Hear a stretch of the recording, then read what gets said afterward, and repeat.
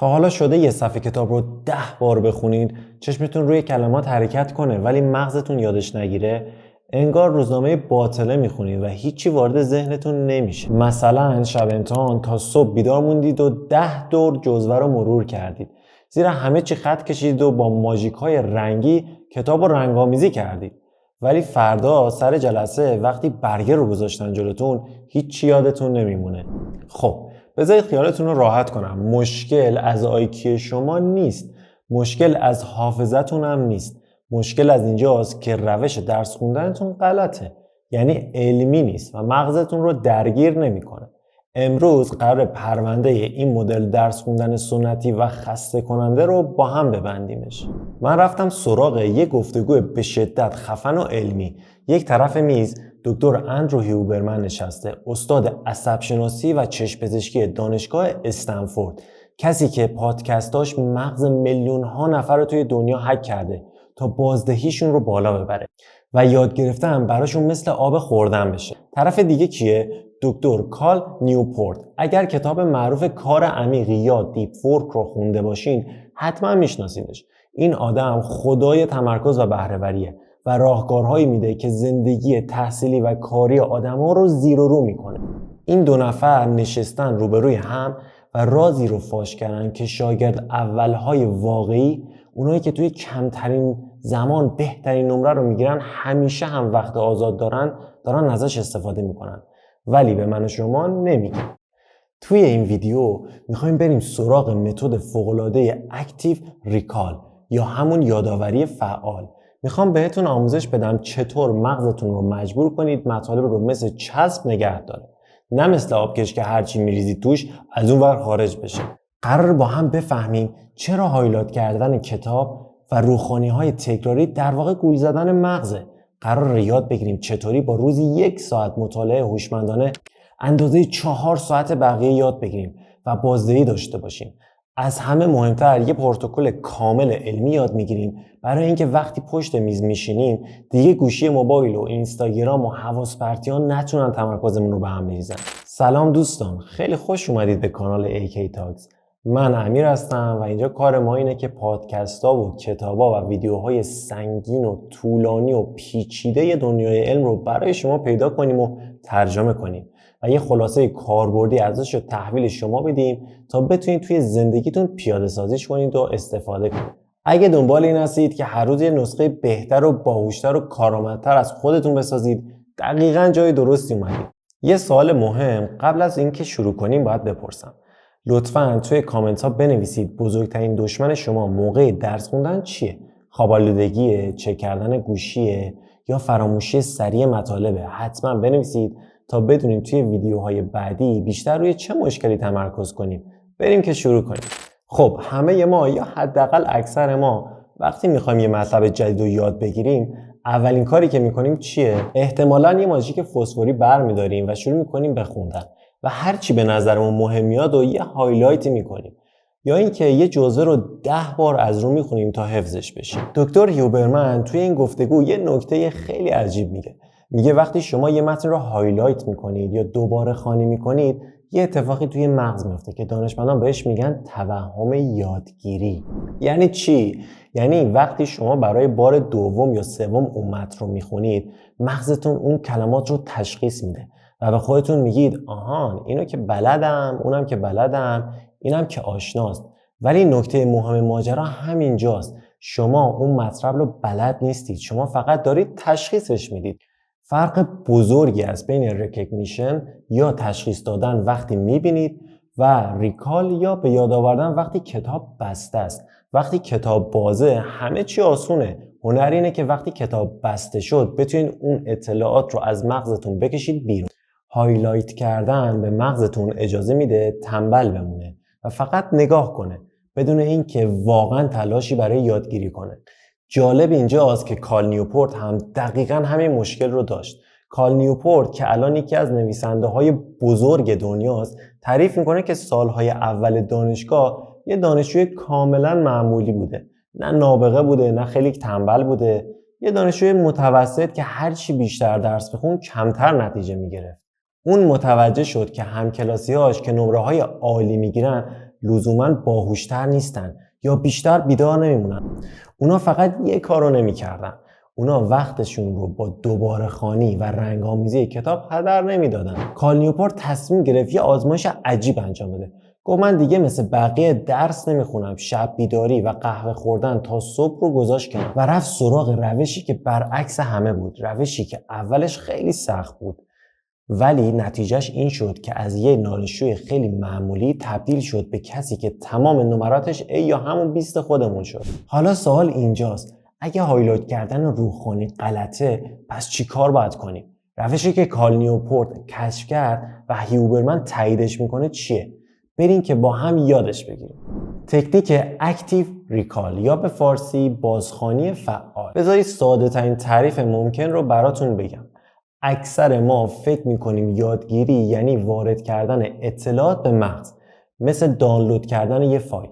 برای همین هی میخونیم تا بره توی مغزمون. اما دکتر هیوبرمن و کال نیوپورت میگن این کاملا برعکسه. یادگیری واقعی زمانی اتفاق میفته که شما سعی میکنید اطلاعات رو به زور از مغزتون بکشین بیرون. دکتر هیوبرمن توی این ویدیو یه پروتکل طلایی معرفی میکنه. میگه روش درست مطالعه اینه: شما یه پاراگراف یا یک صفحه رو با دقت میخونید، بعد کتاب رو میبندید. حالا چالش واقعی شروع میشه. باید بدون اینکه دزدکی به متن نگاه کنید، سعی کنید اون مطلب رو توضیح بدید. اینجا یه نکته کلیدی وجود داره. اگر موقع انجام این کار احساس راحتی میکنید، یعنی دارین اشتباه میکنید. یادگیری واقعی سختی داره، فشار داره و وقتی کتاب رو میبندین و سعی میکنین یادتون بیاد اون فرمول چی بوده یا سال جنگ جهانی دوم کی بوده، مغزتون قفل میکنه و به تته پته میفته. دقیقاً همون لحظه است که جادو داره اتفاق میفته. اون فشار ذهنی یعنی نورون‌های مغزتون دارن عرق میریزن تا مسیر جدیدی بسازن. اگه راحت بود یعنی مغزتون داره استراحت میکنه. بذارید یه مثال خیلی ملموس بزنم تا کاملا جا بیفته. فرض کنید فردا امتحان تاریخ دارید. روش غلط چیه؟ اینه که 5 بار از روی فصل سلسله قاجار روخوانی کنید. این کار راحته، حس خوبی هم میده، ولی فردا یادتون میره. روش اکتیو ریکال چیه دقیقاً؟ اینه که یک بار متن رو میخونید، کتاب رو میبندید، بلند میشید و شروع میکنید با صدای بلند برای دیوار اتاق یا یه شاگرد خیالی یا حتی گربتون توضیح میدید. ببین آقا محمد خان قاجار فلان بوده، این کارو کرده، اینجوری بوده. وسطش یادتون میره، اشکال نداره، عالیه. همونجا که گیر میکنید یعنی نقطه ضعفتون رو پیدا کردید. فشار میارید به مغزتون. اگه بازم یادتون نیامد فقط همون یه تیکه رو چک میکنید و دوباره کتاب رو میبندید. این کار سخته؟ آره خیلی هم سخته. آدم رو خسته میکنه، اما کال نیوپورت قول میده که 1 ساعت درس خوندن با این روش برابر با 10 ساعت درس خوندن به روش سنتیه. یعنی به جای اینکه 10 ساعت الکی وقت بگذرونید، 1 ساعت عمیق و با فشار درس بخونید و بقیه روزم آزادی. پس فرمول شد: بخون، کتابو ببند و به یاد بیار و تکرارش کن. حالا شاید بپرسید چرا باید به خودمون اینقدر فشار بیاریم؟ جوابش توی کلمه علمی اما ساده است: نوروپلاستیسیتی یا همون قابلیت سیمکشی مجدد مغز. بیایید یه نگاهی بندازیم به داخل جمجمه‌مون. دکتر هیوبرمن توضیح میده که وقتی شما دارین یه متن رو فقط میخونین بدون اینکه تلاشی برای یادآوری کنین، مغزتون توی حالت غیر فعال یا پسیو قرار داره. این حالت دقیقاً مثل این میمونه که شما نشستید روی صندلی شاگرد ماشین و دارید از پنجره بیرون رو تماشا میکنید. همه چی قشنگه، مسیر آشنا به نظر میاد، ولی چون خودتون رانندگی نمیکنید، اگر فردا بگن خودتون اون مسیر رو برید حتما گمش میکنید. اما وقتی کتاب رو میبندین و زور میزنید که مطالب رو یادتون بیاد، قضیه فرق میکنه. اون لحظه که اخماتون میره تو هم، اون لحظه که کلافه میشید و دارید توی ذهنتون جستجو میکنید، دقیقاً همون لحظه است که عصبهای مغزتون بیدار میشه و شروع میکنن به ساختن پل‌های جدید. هیوبرمن میگه این فشار دقیقاً همون چیزیه که برای روشن شدن مدار و یادگیری لازمه. بذارید یه داستان شاهکار از دوران دانشجویی خود دکتر هیوبرمن براتون تعریف کنم تا قضیه کامل جا بیفته. میدونید که درس نوروآناتومی یا آناتومی اعصاب یکی از سخت‌ترین و پیچیده‌ترین و فرارترین درس‌های پزشکیه. صدها اسم لاتین عجیب غریب که همشون ناشناخته و شبیه همن. هیوبرمن چطور این غول رو شکست داد؟ خودش میگه من روزها توی آزمایشگاه به بافت‌های مغز زیر میکروسکوپ نگاه میکردم و سعی میکردم عکس بگیرم، اما نه با دوربین، با چشام. ولی جادوی اصلی وقتی اتفاق میافتاد که میرفت خونه. هیوبرمن تعریف میکنه شبها دراز میکشیدم، چشامو میبستم و هیچ جزوه و کتابی هم جلوم نبود. توی ذهنم شروع میکردم به تجسم کردن. سعی میکردم مثل یه پرنده برم داخل ساختار مغز و بین اون مدارها پرواز کنم. به این کار میگن ساختن منتال مپ یا نقشه ذهنی. هیوبرمن توی خیالش از ساقه مغز حرکت میکرده، میرفته به سمت قشر کورتکس و غیره. یهو استاپ میکرده، میدیده فلان عصب رو یادش نمیاد یا تصویرش تاره. میدونی چی کار میکرده؟ همون لحظه میفهمیده آها گیر کار اینجاست. بلند میشده میرفته سراغ کتاب و فقط همون تیکه رو چک میکرده تا تصویر شفاف بشه و دوباره دراز میکشید و پرواز رو ادامه میداد. نتیجه چی شد؟ توی یکی از سخت‌ترین درس‌های دنیا تبدیل به استاد تمام شد. چرا؟ چون اون مطلب رو روی کاغذ یاد نگرفته بود، اون رو توی معماری مغز خودش هک کرده بود. یادگیری یعنی ساختن نقشه توی ذهن، نه روی کاغذ.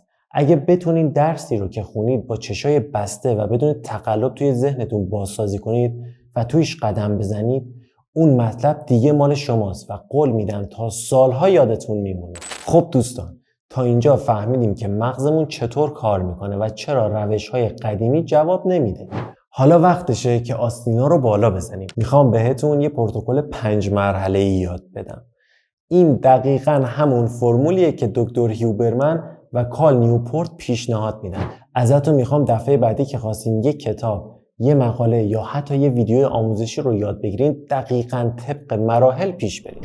قدم اول چیه؟ مطالعه برای فهمیدن، نه حفظ کردن. اولین کاری که میکنین اینه مطلب رو یک دور با دقت میخونین، اما حواستون باشه اینجا هدفمون حفظ کردن نیست. هدفمون فقط اینه که منطق بحث رو بفهمیم. مثل وقتی که دارین یه خبر مهم رو میخونین. وقتی ببینید داستان چیه، نویسنده چی میخواد بگه و استدلال ها چیه، هیچ فشاری برای حفظ کردن به خودتون نمیارین. قدم دوم، اعلام خاموشی. به محض اینکه خوندن تموم شد، کتاب رو میبندین، لپتاپ رو میبندین، ویدیو رو پاز میکنین. هیچ منبعی نباید جلوی چشاتون باشه. این مرحله خیلی مهمه. تقلب ممنوع. چون اگر چشاتون به کلمه بیفته، مغزتون دوباره میره روی حالت تشخیص و پروسه یادگیری کلاً خراب میشه. قدم سوم، بازسازی یا تدریس خیالی که از همه مهمتره.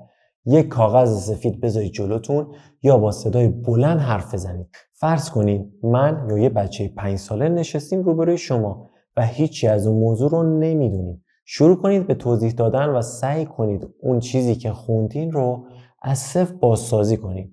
از کلمات قلمبه و سلمبه کتابا هم استفاده نکنید. به زبون خودتون بگید. قدم 4، شناسایی حفره‌های سیاه.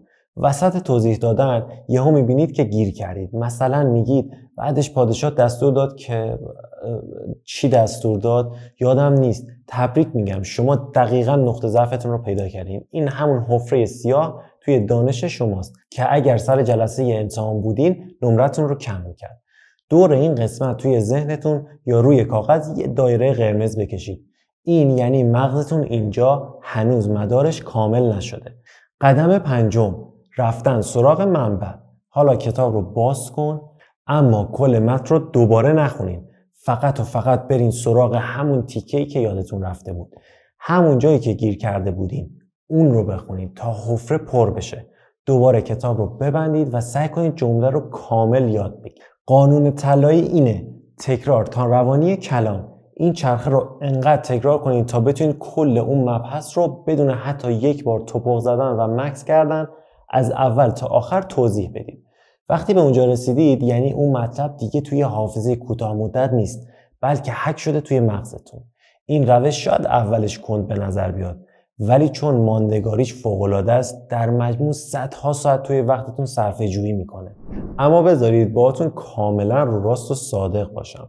نمیخوام اینجا الکی بهتون امید واهی بدم و بگم این روش مثل آب خوردن میمونه. اتفاقا برعکس. دکتر کال نیوپورت یه جمله خیلی مهم داره که میگه اکتیو ریکال دقیقاً مثل باشگاه بدنسازیه. اگه عرق نمیریزی و عضلات درد نمیگیره یعنی داری اشتباه میزنی. ببینید دلیل اینکه 90% دانشجوها میرن سراغ هایلایت کردن و روخانی این نیست که اون روش ها بهترن. دلیلش فقط و فقط یه چیزه، چون اون روش ها آسون تره.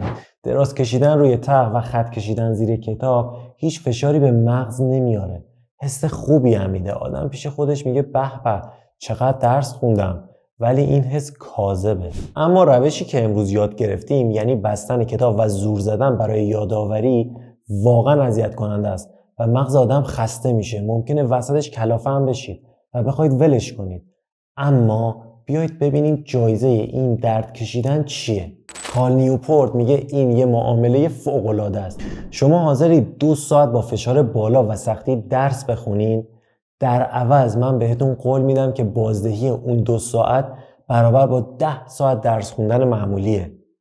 یعنی چی؟ یعنی شما ساعت 4 بعد از ظهر درستون تموم شده، کتاب‌ها رو بستید و دارید فیفا بازی میکنید یا میرید واسه خودتون بیرون با دوستاتون میچرخید، در حالی که بقیه همکلاسیاتون هنوز توی کتابخونه دارن با ماژیک‌های رنگیشون کتابو رنگ میکنن. مزیت دومش که از اونم جذاب‌تره حذف شدنه. شب بیداری‌های وحشتناکه. وقتی شما با اکتیو ریکال مطلب رو یاد میگیرید یه اتفاق جادویی میفته که کال نیوپورت بهش میگه حافظه شبه تصویری.